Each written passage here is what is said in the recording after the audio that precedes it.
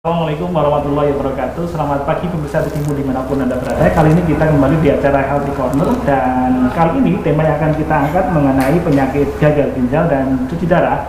Bersama dengan kita telah hadir di studio adalah Dr. Barkah Jaka Purwanta, spesialis penyakit dalam, konsultan ginjal dan hipertensi. Terima kasih betul ya, Dok ya. Yeah. Agak pelibet ini, panjang banget ini gelarnya begitu ya. Dulu tidak sepanjang ini gelarnya, sekarang sudah sepanjang ini gelarnya. Tapi terima kasih Dr. Barkah sudah berada di studio. Assalamualaikum Dr. Barkah. Waalaikumsalam warahmatullahi wabarakatuh. Mas Budi. Ya, Dr. Barkah ini adalah dokter spesialis penyakit dalam, konsultan ginjal dan hipertensi Rumah Sakit TKU Muhammadiyah Bantul, dan ini acara yang dipersembahkan oleh MCC PP Muhammadiyah bersama dengan TV Muhammadiyah. Dan program Health Corner ini membahas tentang kesehatan, pertama kesehatan kita sebagai masyarakat yang mungkin selalu membudayakan pola hidup yang tidak sehat. Oleh karenanya tema ini pas sekali karena terkait dengan penyakit gagal ginjal. Dokter, ini kita 4 segmen akan ngobrol tentang penyakit gagal ginjal dan cuci darah, dok. Yeah. Jadi kalau kita dokter berbicara kepada kita semua, termasuk pemirsa TVmu di seluruh penjuru tanah air, sebenarnya penyakit gagal ginjal itu seperti apa sih, dok? Ya, penyakit gagal ginjal sebenarnya ada dua ya, yang sifatnya akut sama kronik. Yang akut itu berarti dalam 3 bulan biasanya reversible, jadi kembali ke normal lagi. Yang kronik setelah 3 bulan berjalan kronik dan dianggap tidak bisa sembuh, jadi ginjalnya itu semakin lama makin progresif dan bertahap. Jadi ini kerusakan yang permanen kalau gagal ginjal kronik itu. Jadi ada dua hal itu sebenarnya. Jadi tadi yang 3 bulan kalau kemudian bisa kembali baik, maka dia akan baik gitu ya? Ya, seperti contohnya misalnya tersumbat batu, ya. Batunya dilepas, dalam waktu 3 bulan ke depan kita evaluasi masih bisa bagus lagi, ya ini berarti reversible, itu masih dalam konteks gagal ginjal akut sebenarnya. Tapi ada juga orang yang misalnya muntah-muntah atau diare, pada saat itu ginjal langsung asat istilahnya, ya, itu juga disebut gagal ginjal akut atau gangguan ginjal akut. Jadi ini menarik ya tentang gagal ginjal ini ya, dan kalau tidak salah memang angkanya cukup tinggi ya? Ya, kalau yang kronis saja, penyakit ginjal kronis itu bisa sampai 10% dari populasi. Dari penduduk Indonesia? Dari penduduk. Jadi kalau kita 200 juta berarti? Ya 20 juta, 20 juta ya. 20 juta ya. Dan kalau di katakanlah kalau misalnya di DIY ini ada sekitar 4 juta ya, berarti ada sekitar berapa itu? Ya, berapa 10%-nya? 10%-nya ya. Iya. Itu yang sudah penyakit ginjal kronis. Kronis ya. Belum yang akut ya. Dari sekitar 1-3% pasien yang penyakit kronis membutuhkan terapi pengganti ginjal, termasuk cuci darah itu. Yang nanti kita bahas ya. Jadi ini ada penyakit ginjal yang kronis, ini yang akut ya. Kalau kembali, rata-rata dari 10% itu lebih banyak di posisi mana? Yang akut apa yang kronis? Itu khusus yang kronis, yang penyakit ginjal. Yang 10% itu yang kronis? Kalau yang akut? Ya. Yang akut sebenarnya lebih besar lagi, cuma memang belum terdata dengan baik ya. Jadi karena kondisinya masih belum terdata dengan pasti, tetapi kejadian ini sangat banyak sebenarnya. Ini yang kadang-kadang tidak hanya penyakit ginjal kronis saja yang perlu cuci darah. Penyakit ginjal akut atau gangguan ginjal akut pun sebenarnya perlu cuci darah walaupun bersifat sementara. Jadi ada yang beberapa pasien yang dia harus cuci darah, sebenarnya itu tidak menunjukkan bahwa dia juga kronis ya, tapi bisa jadi akut tadi ya. Jadi orang kan kadang berpikiran, wah kalau sudah sudah cuci darah nanti seumur hidup. Betul. Ya, itu yang cuci darah seumur hidup untuk yang penyakit ginjal kronis yang sudah stadium 5. Tapi kalau yang masih gangguan ginjal akut, ini hanya temporer. Jadi pada saat dibutuhkan harus dicuci, ya dilakukan cuci darah. Tapi kalau tidak, ya tidak artinya tidak untuk seumur hidup. Jadi kemudian nanti mungkin pola hidupnya aja ya, kemudian dia harus diperbaiki ya, dok ya. Apalagi dok tentang ginjal sebelum kita bahas mengenai penyebab dan yang lain. Jadi intinya tadi dua itu ya. Ada kronis sama akut ya. Akut dan kronis. Kalau yang akut berjalan reversible, artinya bisa kembali normal. Yang kronis memang akan permanen. Ya memang teori seumur hidup ya, walaupun ada namanya statistik ya, ada beberapa 0,5 atau 5% kurang itu ada yang pulih ya? Yang ternyata setelah 2 tahun ada yang kembali menjadi normal lagi juga ada. Jadi tidak menutup kemungkinan, karena dunia kedokteran kan dunia statistik juga. Betul. Jadi kalau di atas 95% kepercayaan itu kan berarti dianggap valid. Yang 0,05 5% kan dianggap salah. Iya, betul sekali. Istilahnya kalau kita bicara dengan dokter itu ya tingkat kepercayaannya 95% itu kebenarannya ya walaupun tidak pasti benar juga, tapi yang pasti salah itu 5% itu pasti salah. Yang 95% benar tapi belum tentu benar. Jadi ada perkembangan keilmuan. Ini menarik nih. Artinya ada faktor lain juga yang tentu berpengaruh untuk tadi ya mengubah tadi ya hasil-hasil diagnosa tadi itu. Oke, dokter, jadi ini ada ginjal akut kemudian kronis. Nah, sekarang kita berbicara mengenai penyebabnya. Kalau yang akut seperti apa, yang kronis seperti apa? Penyebabnya apa sih? Ya, pada gagal ginjal intinya itu ada 3 tahap ya. Ada yang gangguan sebelum menuju ginjal, ada gangguan yang terjadi pada ginjal itu sendiri, ada gangguan yang menyebabkan di setelah ginjal. Jadi sebelum ginjal kan ada arteri pembuluh darah yang mengalirkan makanan dan suplai air, suplai semuanya darah ke ginjal. Kalau ada gangguan terhadap aliran darah yang menuju ginjal, ini namanya gangguan prerenal sebelum ginjal. Prerenal contohnya apa? Misalnya orang muntah-muntah banyak atau diare, kan dehidrasi. Kalau dehidrasi berarti kan volume yang ada di dalam darah pasien ini berkurang. Yang dipompa jantung berkurang. Akhirnya yang menuju ke ginjal berkurang. Jadi ginjal kekurangan suplai. Ini bisa menimbulkan gagal ginjal akut. Ya, itu contohnya muntah, diare. Atau orang yang perdarahan, luka-luka banyak perdarahan. Ya, berarti yang misalnya darah di dalam tubuh 3 liter, yang keluar 1 liter, berarti yang beredar tinggal 2 liter. Berarti yang masuk ke ginjal kan tinggal 2/3-nya. Itu total. Juga bisa memicu tadi berarti ya? Ginjal kan merasa saya kok kurang suplai. Itu namanya gangguan yang prerenal. Jadi dalam bahasa masyarakat mungkin ginjalnya kurang makan ya, kurang vitamin ya, kurang asupan ya. Iya, kurang asupan. Kurang asupan itu karena memang stoknya di situ berkurang. Kayak gangguan jantung itu kan pompanya ke darah ke ginjal berkurang. Atau memang volumenya yang di dalam badan tadi karena muntah, diare, karena perdarahan jadi volumenya berkurang.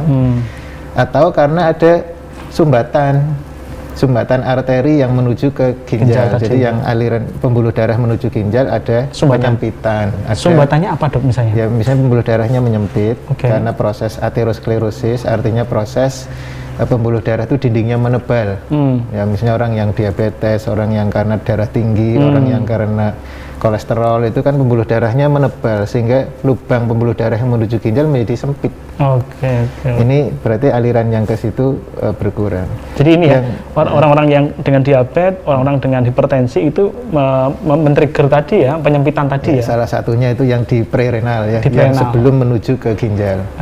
Tapi gangguan itu terjadi bisa kelainan di ginjalnya sendiri. Ya, jadi misalnya diabetes juga merusak di ginjalnya sendiri, di saringannya, glomerulus namanya ya. Di glomerulus kalau dia saring itu saringan ginjal akibat oleh diabetes, akibat darah tinggi, ini juga akan rusak di situ, sehingga ginjal tidak bisa menyaring. Alirannya bagus ke ginjal, tapi tidak bisa menyaring. Kalau tidak menyaring, artinya kan rusak di ginjalnya. Di samping itu saringan, dia aliran dari saringan dia dialirkan lagi ke banyak namanya liku-liku ya, ada tubulus namanya di dalam ginjal. Itu nanti juga akan terus, itu ada kelainan di tubulus, kelainan di jaringannya ginjal, seperti karena minum obat-obatan anti nyeri misalnya ya. Keseringan minum itu ya? Analgesik yang paling sering kan, orang sering kan minum misalnya minum piroxicam, minum asam mefenamat, minum itu yang memang tidak sesuai dosis, sedang begitu nyeri minum lah ini. Apalagi tanpa resep dokter ya, kadang-kadang di kan masyarakat langsung. Oke dok, menarik, tapi tahan dulu ya, karena ada yang mau lihat dulu. Baik, kita akan jeda untuk iklan yang satu ini.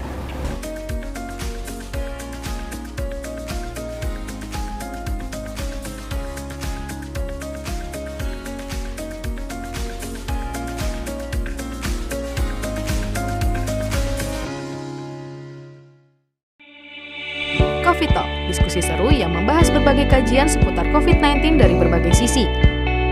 Menghadirkan narasumber-narasumber yang berkompeten di bidangnya. Coffee Talk hadir memberikan informasi mencerahkan dengan pembahasan tema-tema menarik. Simak terus ya Coffee Talk persembahan Muhammadiyah COVID-19 Comment Center, live di akun-akun resmi Muhammadiyah COVID-19 Comment Center. Sebagai upaya pencegahan penyebaran COVID-19, langkah penyemprotan disinfektan di berbagai tempat terus dilakukan. Muhammadiyah COVID-19 Comment Center bekerja sama dengan berbagai pihak melakukan penyemprotan disinfektan di berbagai tempat, seperti fasilitas umum, tempat ibadah, dan sekolah-sekolah. Sampai saat ini, penyemprotan disinfektan telah dilakukan di 48.954 titik, di antaranya 10.422 tempat ibadah, 32.092 fasilitas umum, 5.959 sekolah, serta 481 gedung amal usaha Muhammadiyah. Ingat, disinfektan hanya untuk benda mati dan simak panduannya di Instagrammu COVID-19. Tetap jaga jarak, jaga kebersihan, selalu cuci tangan dan menggunakan masker. Bersatu perangi Corona.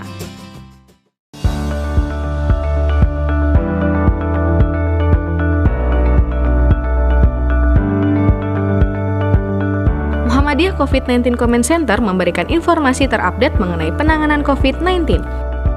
Mulai dari pelayanan kesehatan, ketahanan pangan hingga pencegahan COVID-19 di masyarakat. Informasi dikemas dalam bentuk live press conference yang tayang 1 kali dalam 1 pekan dan disiarkan langsung dari kantor pimpinan pusat Muhammadiyah Yogyakarta.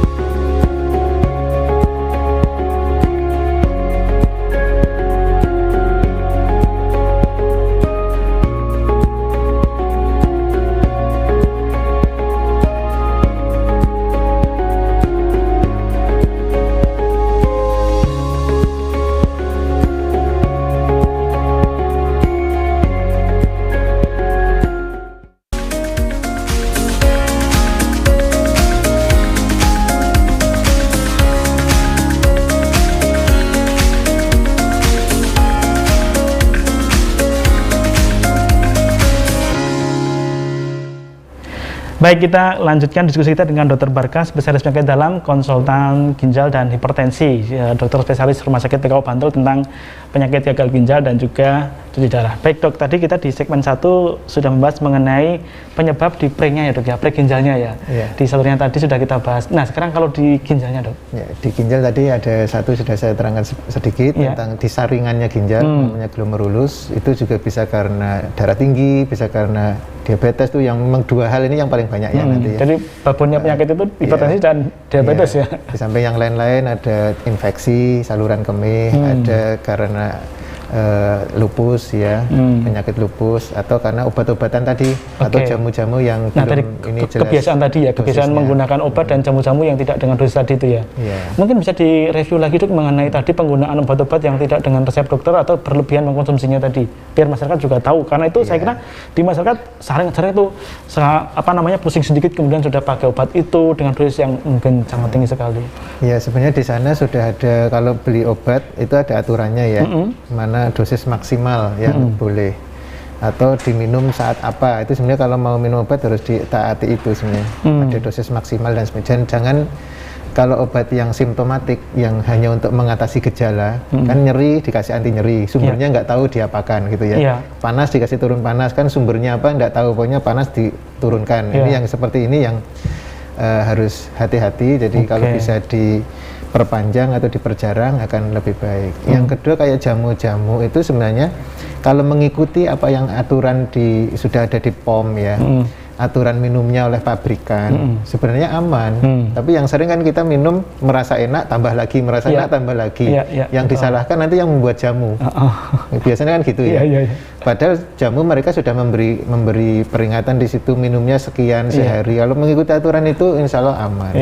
Jadi, labelnya udah usang dok, nggak kelihatan itu.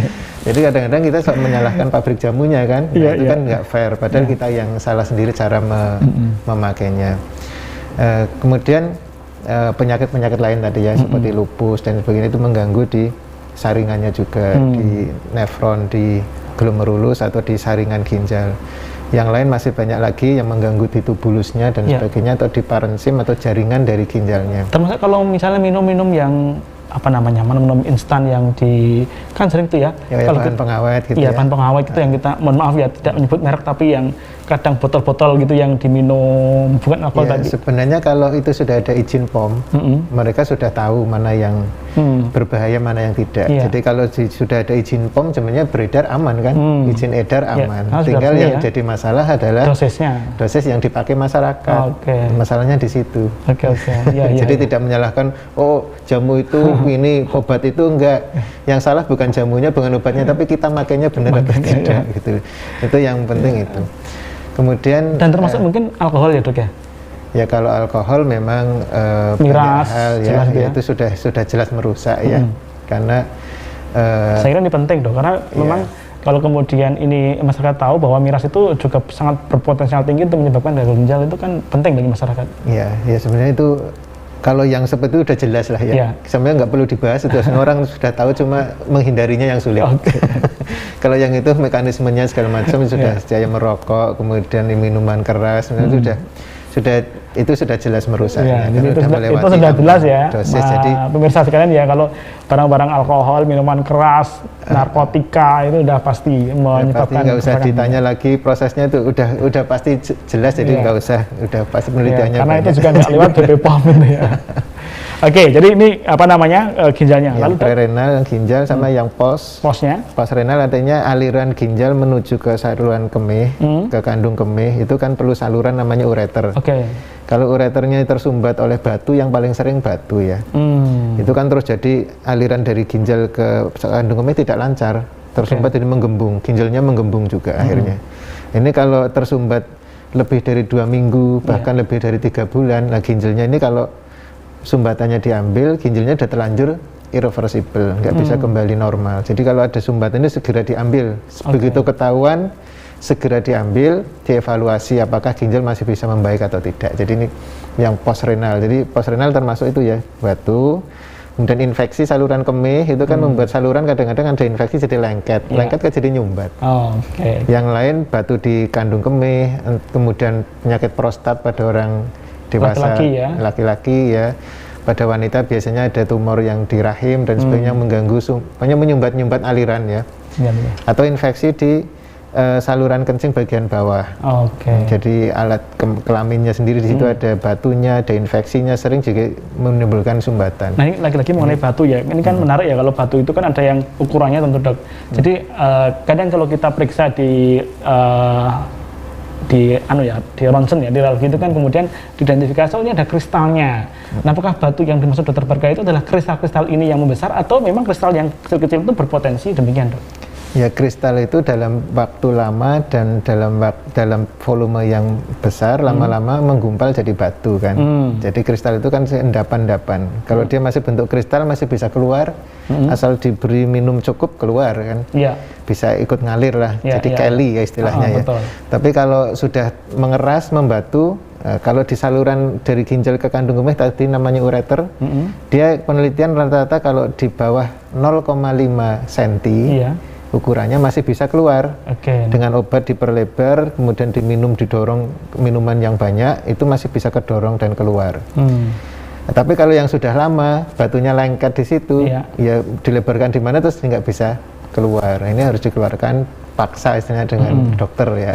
Tembak apa kemudian dioperasi, diambil itu ya? Iya, jadi itu nanti perlu penanganan sendiri kalau memang nggak bisa. Nanti kita bahas. Kita waktunya hanya 2 minggu biasanya. Kita kasih obat 2 minggu, tidak mau keluar, ya segera ke dokter urologi biasanya gitu ya. Betul. Nah, mengenai kembali masalah batu ya, ini karena rata-rata kemudian kalau orang berbicara mengenai ginjal pasti karena rata-rata batu ya dok ya, permasalahan di awalnya gitu. Mengenai batu sendiri ini sebenarnya dia karena tadi ya penumpukan bahan-bahan makanan atau penumpukan apa sih dok sebenarnya dok? Iya. Tapi ngoreksi dulu ya. Karena kadang orang taunya sakit ginjal itu sakit pinggang kan? Betul. Nah, jadi pinggangnya sakit. Kalau pinggangnya sakit itu biasanya karena bendungan tadi, karena batu. Kalau nggak merasa pegel pinggangnya, merasa dia nggak sakit ginjal. Padahal darah tinggi dan gula itu yang paling sering, dan dia tidak menimbulkan keluhan pinggangnya sakit karena tidak terbendung, tapi hanya lemes-lemes karena HB-nya lama-lama turun baru mulai dia mengeluh, tapi sudah terlanjur lama biasanya ya. Nah, kalau yang karena batu ini memang khas, begitu dia ada sumbatan mesti pegel. Kalau sumbatan sebelah kiri ya pegelnya sebelah kiri, boyok kiri, bukan boyok ya sebenarnya pinggang ya. Pinggang ya. Kalau boyok kan di tulang belakang. Kalau boyok sini ya. Ya di tulang belakang itu pada orang tua udah mulai boyok pegel gitu kan sudah biasa ya. Nah, kalau ini yang pinggang kanan atau pinggang kiri. Kemeng gitu ya kalau bahasanya ya. Jadi ginjal itu kan ada di kanan kiri, jadi pinggangnya kemeng. Nah, itu kalau tersumbat oleh batu, inilah terjadi kemeng tadi ya. Biasanya sumbatan itu kalau batunya sudah di atas 0,5 cm ya. Jadi batu yang di bawah 0,5 itu yang kemudian bisa dilarutkan bersama dengan, sebenarnya nggak larut juga, kadang ada yang bisa larut, ada yang nggak, tipe batu macam-macam itu ya. Itu kalau yang nggak bisa larut, salurannya kita longgarkan dengan obat. Itu ada yang bisa, yang teknik gini dilonggarkan bisa dengan obat jadi melebar. Akhirnya batu ini bisa kedorong air kencing, ngalir ke bawah, jatuh. Bisa keluar lewat saluran kemih gitu loh. Dia keluarnya lewat mana aja itu kalau keluar itu? Iya, hanya lewat saluran kencing aja kalau sudah terlanjur di situ. Nah ini konsepnya adalah sebenarnya yang paling sering satu memang bakat. Orang itu punya bakat keluarganya. Itu dalam arti gen atau seperti apa? Iya, ya jadi gen yang dia memang punya bakat, kristal-kristal ini membatu di situ. Jadi tidak semua orang. Makanya kita menangani pasien itu tidak bisa seluruhnya dinasihati yang sama. Karena tiap orang itu berbeda-beda. Makanya kadang kita kenapa harus kunjungan satu persatu, karena tiap orang itu masalahnya berbeda. Jadi sakitnya sama tapi masalahnya berbeda. Kalau sama cukup pakai Zoom ya Dok ya. Udah ini berarti ini selesai gitu ya. Disamakan ya. Penelitian kedokteran itu disamakan. 95% disamakan tingkatnya begini. Begitu kita ke pasien satu persatu. Jadi apakah benar ini penelitian ini cocok untuk pasien ini? Apakah benar penelitian ini cocok untuk, jadi berbeda-beda walaupun sama. Oh ini tingkat kesembuhannya 95%. Ya. Tapi buat pasien ini ternyata yang termasuk kelompok 5% yang nggak sembuh buat dia kan. Jadi emang itulah seninya di kedokteran. Kalau kemudian kita hitung persentase Dok, dari yang pre, ginjal sama post tadi itu paling besar yang mana? Ya yang paling besar ini belum ada data yang real. Kalaupun nggak data nasional, tapi mungkin yang dokter pernah lakukan di rumah sakit, sebenarnya secara kumulatif yang mana paling banyak? Ya karena dari paling banyak etiologi atau penyebab itu darah tinggi dan gula, maka yang paling banyak terjadi adalah di intrarenal, di penyakit ginjalnya sendiri. Ya. Jadi ginjal itu sakit sebenarnya karena bukan sakit karena dia sendiri, tetapi sekunder dia, jadi tertempa. Ya, jadi jarang ginjal itu sakit dengan sendirinya, dia punya penyakit, tapi dia karena tertempa. Jadi dia jatuh tertimpa tangga ya? Iya, jadi dia hanya ya gitu. Kalau makanya pengobatannya bukan mengobati ginjalnya, sumbernya ya? Mengobati perusaknya. Nah, yang merusak darah tinggi yang kita obati, kita kendalikan supaya ginjalnya tidak menderita. Gula kita normalkan supaya gulanya tidak membuat ginjal menderita. Batunya kita keluarkan supaya ginjal tidak menderita. Jadi si ginjal hanya si penderita sebenarnya. Lebih banyak dia sakit karena diderita oleh pihak lain. Banget ya si ginjal. Padahal dia sudah tugasnya menolong gitu ya, untuk mengeluarkan semua produk yang tidak dibutuhkan ke kita lagi dan memberikan asupan lagi ke badan, tetapi dia disakiti terus sama kita. Oleh diabetes sama hipertensi tadi. Iya itu ya. Kalau kita ini sebenarnya menjadi panjang. Jadi nanti kemudian ketika ini ujungnya adalah hipertensi dan diabetes, maka apa sih penyebabnya hipertensi dan diabetes? Tentu panjang juga ya Dok. Iya panjang lagi, jadi cari apa hipertensi, bagaimana penanganannya, apa diabetes, bagaimana penanganannya, terus melebar, terus apa batu dan seterusnya. Itu ilmunya nggak habis-habis memang, banyak sekali. Baik, nah kembali, lalu kemudian ketika kemudian kita berbicara mengenai, tadi dokter menyampaikan bahwa ini lebih banyak di ginjal, tapi sudah ada pesan iklan dulu Dok. Jadi kita akan bahas lagi setelah iklan yang satu ini.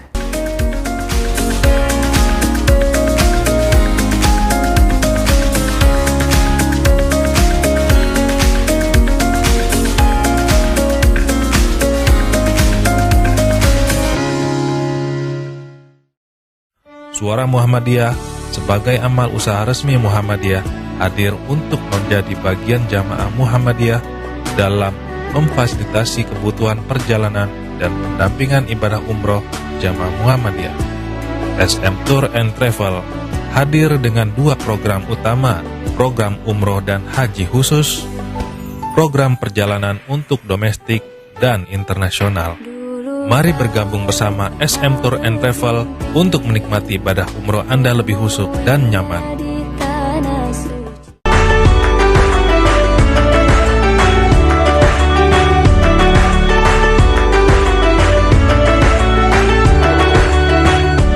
COVID-19 terasa jelas di sektor ekonomi, terutama kebutuhan pangan masyarakat.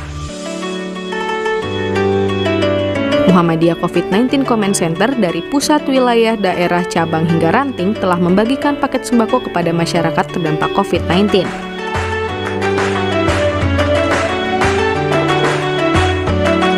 Muhammadiyah mentargetkan ada 1 juta paket sembako hingga akhir tahun. Sampai saat ini, 397.317 paket sembako senilai lebih dari 39 miliar rupiah yang telah dibagikan kepada masyarakat di seluruh wilayah di Indonesia.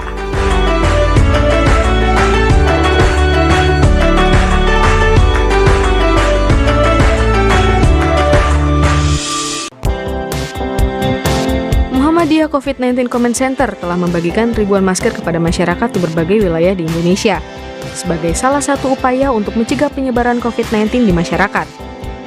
Sebanyak 339.218 masker yang telah dibagikan kepada masyarakat untuk terhindar dari COVID-19. Selalu physical distancing saat di luar rumah agar terhindar dari COVID-19, sehingga keluarga di rumah selalu aman. Bersatu perangi Corona.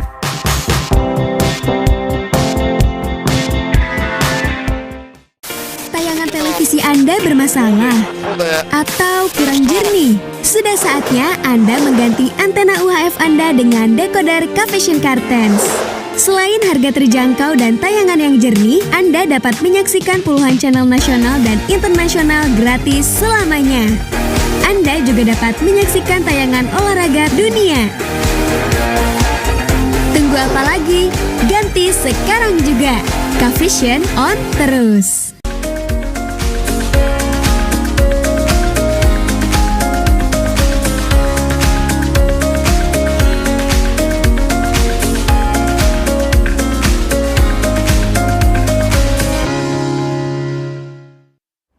Pemirsa TVmu dimanapun Anda berada, mari kita masuk ke segmen 3 untuk membahas mengenai penyakit gagal ginjal dan cuci darah. Masih bersama dengan Dr. Barkah, spesialis penyakit dalam, konsultan ginjal dan hipertensi. Dok, tadi di segmen sebelumnya sudah kita bahas mengenai penyebab dari gagal ginjal yang kemudian berimplikasi pada cuci darah. Nah, sekarang kita masuk ke segmen 3, bagaimana cara mengatasinya. Nah, sebelumnya mungkin dokter bisa menyampaikan kepada kita semua mengenai stadium ketika si pasien didiagnosa gagal ginjal atau ginjal kronis. Iya, baik. Jadi sekarang yang kita bahas fokus ke penyakit ginjal kronis dulu ya. Oke. Yang akut nanti kapan-kapan lagi kita bahas. Oke, baik.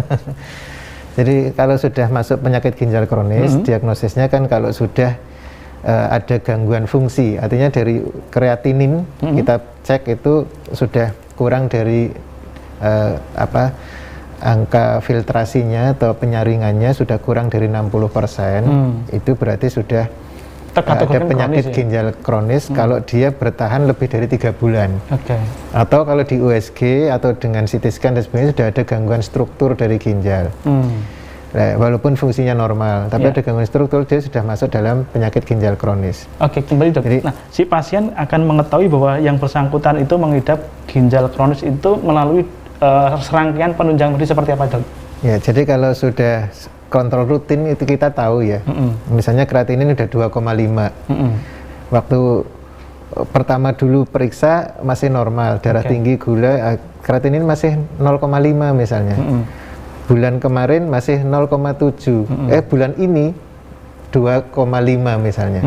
Berarti dia mulai bulan ini kita hitung ke depan sampai 3 bulan, ternyata tetap di atas 2 ya, misalnya berarti dia sudah masuk penyakit ginjal kronis. Itu dari lab ya, cek lab ya? Dari laboratorium, karena ini kalau memang hanya bisa mengukur ini dari laboratorium, terutama kreatinin ya. Ya sebenarnya ada cek yang lain yang lebih mahal, tapi ini sebenarnya cukup dengan ini sudah bisa melihat minimal. Itu diambil darahnya apa urinnya? Ambil darahnya. Kalau urinnya biasanya untuk untuk tahap awal. Jadi ada kebocoran protein atau tidak itu menunjukkan ada gangguan saringan di ginjal. Itu biasanya sudah ada kebocoran protein tapi kreatinin masih normal, ini sudah awas-awas ini calon ke penyakit ginjal. Menuju ke sana ya? Iya. Nah ini. Jadi ini fase 3 bulan dimonitor ya? Iya, dimonitor di 3 bulan. Tapi kalau yang datang sudah ternyata sekarang kreatinin 5. Kita tidak tahu mulai kapan. Ya kita pantau, kita USG memang sudah kronis atau tidak, sudah tanda-tanda kronis yang lain, misalnya HB-nya sudah turun, ini berarti mungkin sudah lewat, tapi tetap kita memberi waktu. Dalam 3 bulan itu kita evaluasi apakah sama 3 bulan ya evaluasinya ya? Iya, evaluasi apakah dia cepat memburuk atau cepat menurun. Kalau memang dalam waktu 3 bulan ini ada perburukan, segera perlu naik cepat gitu, jadi stadium 5, ya apa boleh harus cuci darah. Dan banyak orang, pasien yang datang justru sudah stadium 5 lewat gitu, tahu-tahu datang ke UGD kegawatan sudah kreatinin 12, 13 Nah ini sudah langsung cuci darah segera dulu, baru dianalisa. Ini dulu penyebabnya apa atau mulainya kapan. Nah ini baru bisa, ada yang memang dari depan kita ke belakang, ada yang dari belakang dari itu terus kita ikuti, ya itu berbagai ragam itu. Jadi ada yang baca Quran dan ada yang baca Al-Quran ya, dari belakang ke depan, belakang ke depan. Ya, jadi kita ketemunya pasien begitu. Jadi masuk di cuci darahnya itu di stadium berapa tadi? Ya, itu bisa kalau sudah stadium 5, artinya stadium 5 itu kan fungsi ginjal kurang dari 15%.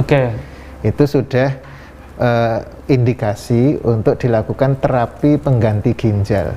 Terapi pengganti ginjal itu ada 3. Yang paling bagus itu cangkok ginjal. Yang kedua CAPD. Jadi peritoneal dialisis yang continuous, yang dilakukan cuci darah di rumah sendiri. Kemudian yang ketiga itu cuci darah dengan alat mesin di rumah sakit yang terkenal dengan hemodialisis. Kita bahas satu persatu ini, menarik nih. Jadi ada cangkok, ada kemudian CAPD dan ada cuci darah dengan hemodialisa. Kita bahas dulu yang mana, Dok? Ya dari cangkok enggak apa-apa. Cangkok dulu. Jadi memang yang diselenggarakan di Indonesia ini sedang digalakkan kalau bisa memang cangkok terus diberdayakan ya. Ya masalahnya kan sekarang donor ya. Karena donor harus keluarga, nanti ada dikembangkan mau donor dari kadaver, donor dari orang meninggal ya. Kalau donor orang meninggal kan bagus itu, langsung orang meninggal diambil ginjalnya 2 kan bisa untuk mencangkok 2 orang. Kalau dari orang hidup kan hanya boleh diambil 1, nggak boleh diambil 2-duanya. Satu bisa meninggal ya. Ya 1 diambil dari misalnya Mas Budi mau donor gitu ya, diambil 1, nanti dipasangkan ke pasien yang ini. Jadi pasien yang didonor, yang jadi resipien atau pasien itu nanti akan ginjalnya punya 3. Jadi ginjal yang dia punya sendiri yang sudah rusak 2, 1 dipasang lagi di tempat yang lain. Dia nggak diambil ya, yang besar nggak diambil ya? Kalau diambil operasinya 2 kali lipat, harus melepas, harus memasang. Kalau ini kan cuma memasang saja di tempat lain, tidak harus dan melukai. Itu tidak beresiko ya, yang sudah rusak ya nggak apa-apa begitu aja ya? Yang sudah rusak artinya kan dia sudah kurang dari 15%. Ditambah yang satu lagi. Ditambah 1 lagi, syukur ini tetap bagus ya. Ini kalau dengan 1 ginjal kan orang tetap normal. Ya seperti orang yang donor kan tinggal 1. Nah, ini sama normalnya. Nah sekarang syarat yang mendonorkan ginjalnya, Dok, harus seperti apa? Apakah saudara atau harus apa begitu ya? Ya kalau sekarang aturan pemerintah memang harus yang saudara kandung, bukan saudara kandung tapi keluarga kerabat, sepersusuan gitu ya. Kerabat muhrim mungkin ya itu. Kalau masih muhrim lah itu ya. Jadi kalau masih muda biar kemudian tidak ketukar ya. Ya karena untuk menghindari efek atau ekses lain lah ya. Jadi kadang ada nanti dikira jual beli ginjal dan sebagainya. Jadi kalau masih keluarga harapannya tidak ada efek dari jual beli. Efek sosialnya diminimalisir lah ya. Jadi minimalisir. Jadi satu adalah paling enggak diusahakan adalah keluarga. Ya dari keluarga. Yang jelas dari keluarga. Yang kedua ginjalnya dia dua-duanya baik. Kalau yang satu jelek satu baik. Tidak bisa ya. Yang baik diberikan orang, dia punya yang jelek ya. Betul, nanti nggak bisa. Jadi apalagi yang dikasihkan yang jelek ya. Jelek nanti. Yang sunahnya itu kan berikanlah yang terbaik ya. Ya biasanya memang gitu juga sih. Kalau misalnya ada 2 ginjal, yang satu baik, yang satu agak baik. Kalau dia tetap donor dan nggak ada yang lain, yang diberikan yang baik. Baik diberikan. Yang kurang baik, dia tetap untuk dia. Ya. Tapi kan semua dengan persetujuan. Baik, yang ketiga apalagi? Jadi saudara, kemudian yang kedua adalah terkait dengan tadi kesehatannya sendiri ginjalnya itu. Ginjalnya sehat, dengan pemeriksaan laboratorium macam-macam, tidak mengidap penyakit menular, misalnya HIV, ya, hepatitis B misalnya yang atau dia punya penyakit sistemik lain misalnya lupus dan sebagainya, ya itu sebaiknya jangan, karena dia atau dia memang si donor ini punya darah tinggi, diabetes yang suatu saat nanti ginjalnya juga rusak gitu ya. Jadi ini diharapkan nanti itu sebenarnya masih bisa, tapi nantilah itu mungkin urutan kesekian ya. Pilihan kesekian lah. Jadi ini belum benar nasabnya yang jelas ya. Nasab dari riwayat penyakitnya harus jelas ini. Si pendonor ini harus benar sehat, lahir dan batin lah kira-kira demikian. Dan tidak ada tuntutan apa-apa, sukarela betul-betul ikhlas ya itu. Terus yang keempat ada tes kecocokan dari HLA. Masih ada lagi ya? Gen. Jadi kalaupun sehat bla-bla tadi itu ternyata tidak cocok, ya tidak bisa ya dok ya? Cocok organ, kayak kita transfusi darah kan harus yang cocok. Darah diberikan orang lain kan harus cocok, ada tes cross tesnya. A, B dengan B gitu ya. Kalau ginjal dengan ginjal, organ dengan organ juga ada tes HLA namanya. Nah, berarti ini cocok atau sulit sekali ya menemukan kecocokan organ. Sulit sebenarnya, kita butuh waktu maksimal sebenarnya 1 bulan bisa selesai untuk screening itu. Ya, kalau kita di Sarjito kan sudah biasa ya. Misalnya di Sarjito kan sudah ada tim ya. Sekarang 2 minggu sekali cekok ginjal di Sarjito. Artinya sudah banyak juga yang memang memvolunteerkan dirinya menjadi pendonor ginjal ya. Banyak sebenarnya, kalau asal mau orang-orang yang ikhlas ini banyak sebenarnya di antara kita. Baik, karena waktu dok. Yang kedua sekarang mengenai CAPD. Ya, kalau CAPD itu kan menggunakan selaput perutnya sendiri sebagai alat saring, menggantikan penyaring yang ada di ginjal. Sehingga cairan dimasukkan ke perut, ya, bukan lambung ya, ke rongga perut, diisi 2 liter di sana. Nanti 2 liter diramkan rata-rata 6 jam sampai 8 jam, kadang ada yang 12 jam, tergantung jenis cairannya. Nanti dia membuat penyerapan. Jadi dimasukkan di situ, setelah itu dikeluarkan sendiri di rumah. Yang sudah kotor setelah 6 jam dikeluarkan. Setelah dikosongkan, diisi lagi cairan yang baru lagi ke perut, nanti dipertahankan lagi 6 jam misalnya. Nanti dikeluarkan lagi setelah 6 jam, dibuang, diisi lagi. Jadi cairan di dalam perut itu betul-betul kayak menguras, mencuci. Ini semacam kayak HD tapi di rumah ya? Ya, karena pakai perutnya sendiri, nggak pakai mesin. Ya, jadi pakai perutnya sendiri untuk mengganti ginjal. Pasien yang di CAPD ini sebenarnya seperti apa yang kemudian diterapi dengan CAPD ini? Sebenarnya kita beri pilihan 3-tiganya. Ada pasien yang sudah stadium 5, kita nasihati ke pasien. Ada 3 cara. Mau cangkok, kalau sudah punya donor segera. Nah, kemudian CAPD kalaupun belum punya donor, di Sarjito juga sudah ada bank data pendonor sebenarnya? Belum ada, sekarang belum, karena donor kan dari keluarga dekat keluarganya. Jadi kita belum punya bank ginjal. Ya. Hanya punya tim aja untuk cangkok ginjalnya. Jadi kalau sudah ada donor orang meninggal, itu biasanya sudah ada bank ginjal nanti. Kemudian yang CAPD tadi bedanya karena CAPD kan dilakukan di rumah, bisa di kantor, bisa di mana, pokoknya tempat yang bersih dia untuk mengganti cairan. Misalnya tiap 6 jam kan ya, pasien-pasien di PKU Bantul kan sudah alat-alat yang khusus ya? Enggak, cuma dipasang selang di perut, dilakukan oleh dokter bedah atau nefrolog gitu, dipasang saja di situ, ada selang. Nanti di rumah tinggal buka nutup selangnya, masukkan cairan, mengeluarkan cairan. Jadi masukkan cairan udah keluar sendiri ya? Iya, jadi dibuka klepnya, dia akan mengeluarkan di kantong pembuangan. Begitu di kantong pembuangan ditutup klep, nanti ganti yang klep yang dari cairan bersih dimasukkan. Setelah dimasukkan, klep ini dibuang, cairan yang tadi sudah dibuang. Dan itu secara alamiah dia akan membuang sendiri, masuk sendiri gitu ya? Enggak membuang sendiri, kita sendiri, pasiennya yang melakukan. Jadi melakukan membuang sama mengisi. Dengan pelatihan sebelumnya ya? Dilatih dulu sebelum dilakukan operasi pemasangan selang, dilatih paling seminggu sampai dia betul bisa mengerjakan sendiri. Begitu dilakukan operasi, hari pertama setelah operasi dia langsung melakukan sendiri, coba diawasi perawatnya. Ya, terus kalau sudah bisa melakukan, 2 hari 3 hari pulang ke rumah udah. Jadi nanti bisa mencuci sendiri tanpa harus datang ke rumah sakit 2 kali seminggu, 3 kali seminggu untuk cuci darah kan. Tinggal beli tadi bahan-bahan cairan tadi itu ya. Kalau cairnya ada tanggung BPJS. Oke. Jadi kalau beli sendiri sekitar 8 juta sebulan. Oh, ya, tapi BPJS nanggung juga. BPJS ditanggung. Okay. Jadi dia tinggal kontrol ke rumah sakit untuk tadi mengambil tadi ya. Iya, Oke, yang terakhir Dok, yang terakhir dengan cuci darah dengan mesin. Ya, dengan mesin ini kan harus 2 kali seminggu atau 3 kali seminggu, harus dipasang di awal, pasang selang HDCAT namanya ya, untuk akses masuknya cair untuk ngambil darah ke mesin, dialirkan ke mesin, sama dari mesin masuk ke badan. Baik, tapi kayaknya kita perlu break dulu, Dok. Nanti kita bahas di segmen 4 untuk cuci darah, karena cuci darah ini sangat banyak ya di rumah sakit pelayanannya, dan sekarang sangat tinggi sekali pasien yang menggunakan HD ini. Kita kembali setelah yang satu ini.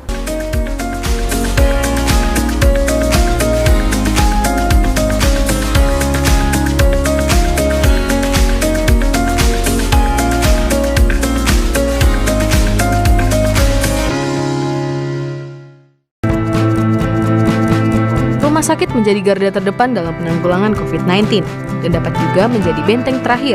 Maka dari itu, Rumah Sakit Muhammadiyah Aisyah siap menjadi rumah sakit yang melayani pasien COVID-19 dengan dukungan fasilitas yang optimal. Saat ini, telah ada 77 Rumah Sakit Muhammadiyah Aisyah yang membantu dalam penanganan COVID-19. Bahkan, tidak hanya itu, Muhammadiyah juga mewujudkan rumah sakit darurat untuk penanganan COVID-19. Ikhtiar ini sebagai wujud Muhammadiyah dalam membantu pemerintah memerangi COVID-19. Bersatu perangi Corona.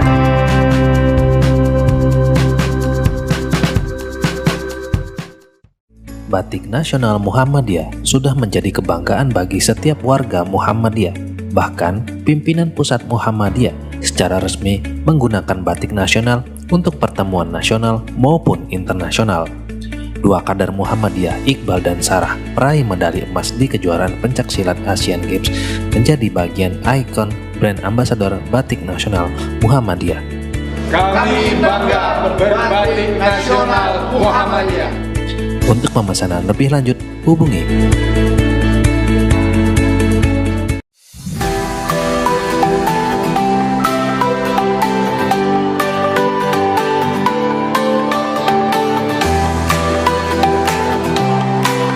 warahmatullahi wabarakatuh. Pemirsa TVmu dimanapun Anda berada, hari ini sekali program acara Muhammadiyah COVID-19 Command Center pimpinan pusat Muhammadiyah siapa dipersilahkan. Tapi ketika mereka terlibat dalam kondisi ataupun program ini, maka yang paling penting itu adalah semangat kerelawanan. Dan teman-teman bisa berinteraksi di nomor telepon yang ada di layar kaca, atau bisa kirim pertanyaan melalui WhatsApp yang nanti akan kita bacakan dari ajaran Cokrani Noto. Itu adalah berkaitan dengan Islam monoteis, yaitu Islam yang tidak bercampur dengan kemusyrikan.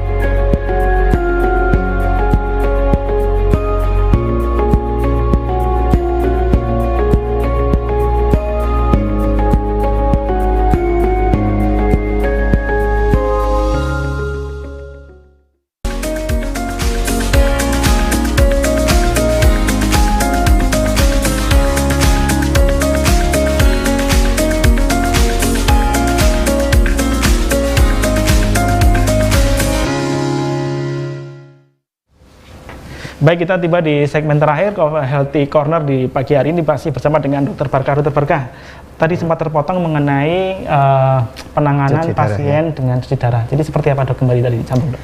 Ya, kalau cuci darah itu betul-betul darahnya dicuci, ya, jadi gampangnya situ, sehingga darah kita diambil dari lengan biasanya ya, yang paling sederhana, dari lengan diambil darahnya, dialirkan masuk ke mesin, yang dari mesin nanti ada saringannya, kemudian dicampur cairan dialisat. Jadi darah dengan cairan dialisat tercuci. Namanya dialisa ya? Dialisat. Maka disebut sebagai hemodialisa tadi ya? Jadi hemo itu darah, dialisat itu cairan dialisa. Jadi hemodialisa dicampur, jadi bersih. darah yang sudah bersih nanti alirkan kembali masuk ke badan kita lagi. Lewat tadi sama juga?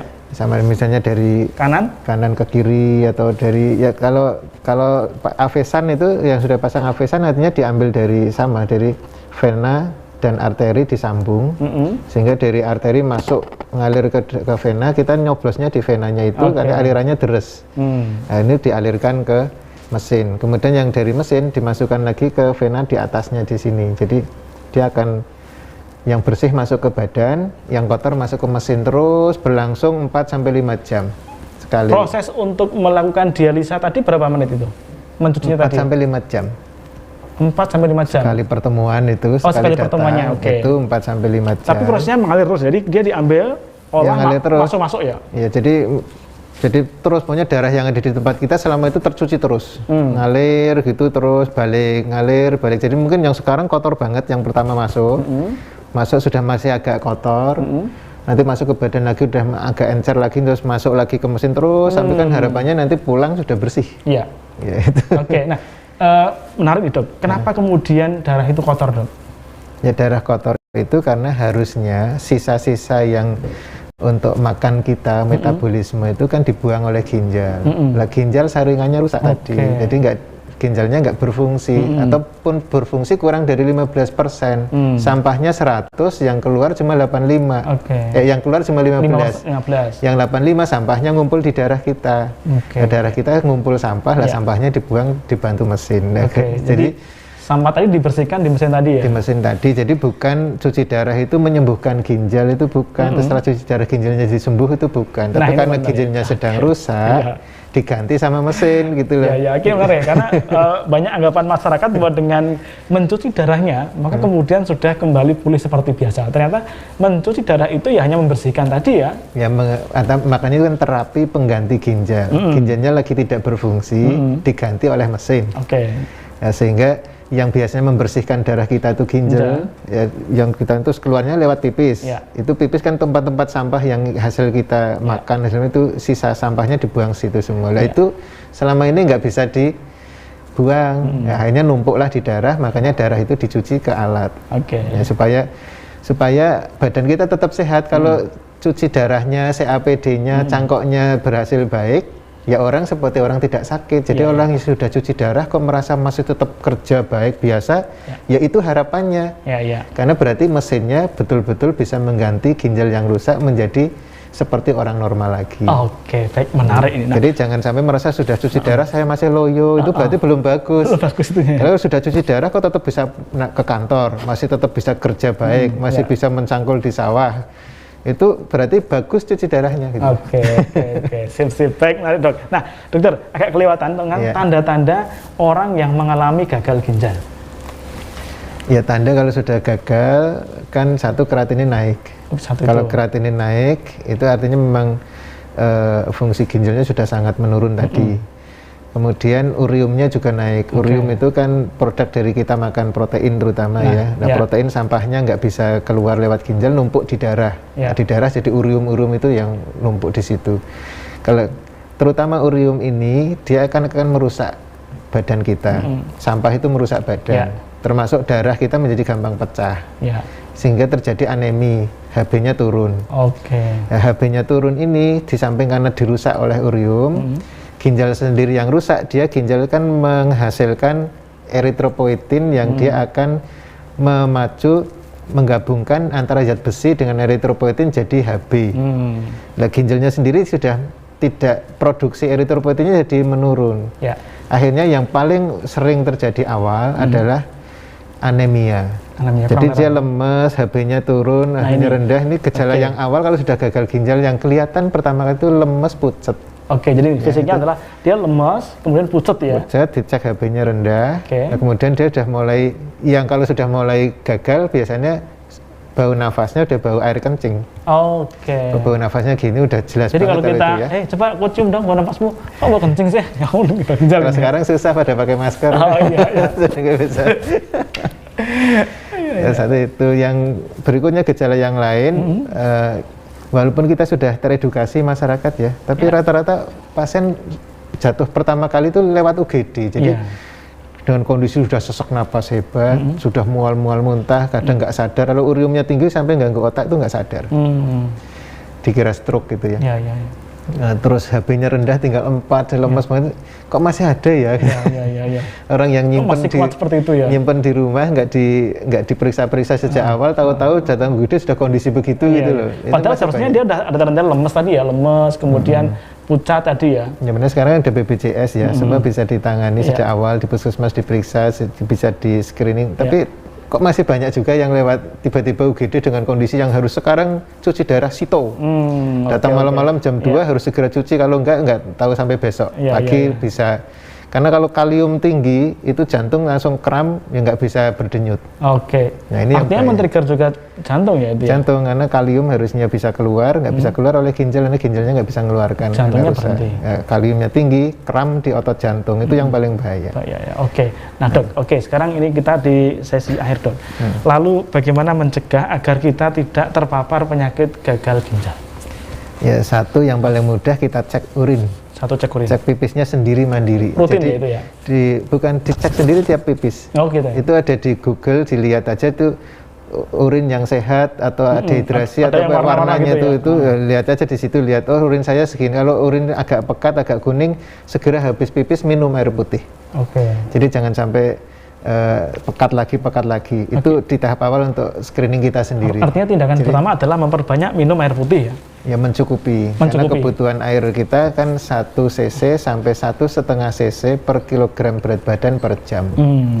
Kira-kira berapa itu kalau misalnya kita berat badan 50 kilo, kalau kita pakai aturan 1 cc, berarti 50 cc per jam kali 24 jam.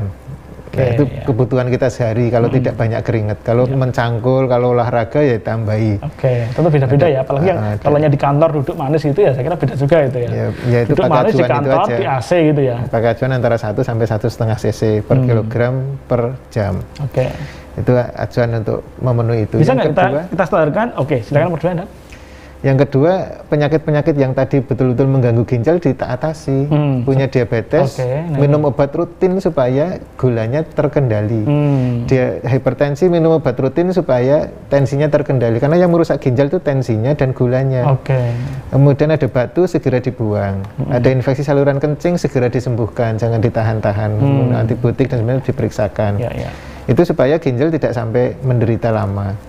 Nah, yang sering kan orang dengan nanti minum obat rutin darah tinggi seumur hidup ginjalku rusak. Nah, itu dia. Diabetes juga ini, ya ini yang salah paham. Nah ini anggapan yang keliru saya kira di masyarakat. Jadi kalau dibiarkan darah tinggi atau gulanya tidak terkendali dengan obat, gampangnya ginilah ya, gula dan tensi itu merusak ginjal 95%. Tapi obat merusak ginjal 5%. Jadi kalau ada di hadapan gitu, milih mana mau dirusak 5% atau dirusak 95%. Kalau pakai obat terkendali baik, tensinya, yang gulanya penting baik, dosisnya tepat, minumnya juga tepat ya. Rusaknya ginjal karena obat kurang dari 5%. Tapi kalau dibiarkan tidak diobati, tensi dan gulanya merusak ginjal 95%. Jadi tinggal sama-sama milih. Makanya orang yang bilang kalau dibiarkan tidak diobati 2 tahun sampai 5 tahun ginjalnya gagal. Tapi kalau diobati 30 tahun baru gagal. Orang bilang menyimpulkan, tuh gara-gara minum obat 30 tahun ginjalnya rusak atau enggak. Padahal seandainya tidak minum, kan sudah kena 25 tahun yang lalu gitu kan. Tapi orang kan mengambil kesimpulan yang berbeda. Betul. Nah, ini memang kembali kepada masyarakat ya, tentang bagaimana memahami, menafsirkan hal yang demikian ya. Karena di mata mereka obat itu merusak ginjal gitu ya dok ya. Iya, karena salah satu obat tadi kan ada yang merusak memang. Tapi kalau obat kan kalau di kedokteran sudah ada dosis yang aman. Ada dosis maksimal, ada dosis toksik ya yang tidak boleh. Jadi kalaupun ini baik, nggak boleh melewati itu. Kalau melewati meracuni. Kalau pas di tengah-tengah ini berarti dia terapeutik, mengobati. Kalau di bawah itu cuma tidak berefek apa-apa. Jadi obat itu di dalam darah ada kadarnya yang terapeutik, namanya yang mengobati. Jadi hanya sia-sia, tidak apa-apa, mengobati atau meracuni. Nah, tinggal kita mengepas ke ini. Yang mana itu ya? Itu yang kayak makan kan ada dosisnya. Makan segini porsinya. Kalau melebihi toksik, jadi kelebihan. Kalau kurang dia undernutrisi. Nah itu. Jadi kita harus pandai-pandai Baik, dokter closingnya dok, pesan untuk masyarakat terutama bagaimana agar menjaga pola hidupnya itu lebih bersih, lebih sehat, lebih hidupnya bisa tidak terpapar oleh penyakit gagal ginjal. Monggo Dok, pesan kepada masyarakatnya. Ya, terima kasih. Jadi memang masyarakat kita harus pinter-pinter karena belum ada kurikulum makan di sekolahan. Kayaknya perlu dipikirkan bagaimana, karena penyakit-penyakit ini sesuai hadis itu kan banyak dari mulut. Nah, begitu dari mulut ini, maka sebenarnya asupan makanan kita sehari-hari itu adalah sumber penyakit kita yang terbanyak. Oleh karena itu, pengaturan makan yang baik dengan porsi yang tepat, dengan cairan yang cukup, itu bisa mengendalikan yang lain-lain tadi, termasuk mengendalikan gula, mengendalikan tekanan darah tinggi, mengendalikan biar tidak infeksi, dan semua penyebab ini sebenarnya kalau kita bisa mengatur asupan yang seimbang, itu akan banyak terjaga dengan baik, dan rentetan penyakit berikutnya sampai ke akhirnya termasuk salah satunya gagal ginjal bisa dihindari. Mungkin itu Mas Budi. Oke, baik, terima kasih Dr. Barkah atas kesediaannya untuk berbagi sesi kita tentang bagaimana mencegah penyakit gagal ginjal, dan edukasi yang sangat menarik dari beliau agar kita menjadi bagian masyarakat yang lebih sehat lagi, tidak kemudian terjerumus kepada penyakit gagal ginjal. Oleh karenanya, simak terus program Healthy Corner setiap Selasa pagi pukul 10.30 sampai dengan 11.30 waktu Indonesia bagian Barat hanya di TV-mu. Demikian dan terima kasih. Assalamualaikum warahmatullahi wabarakatuh. Waalaikumsalam warahmatullahi wabarakatuh.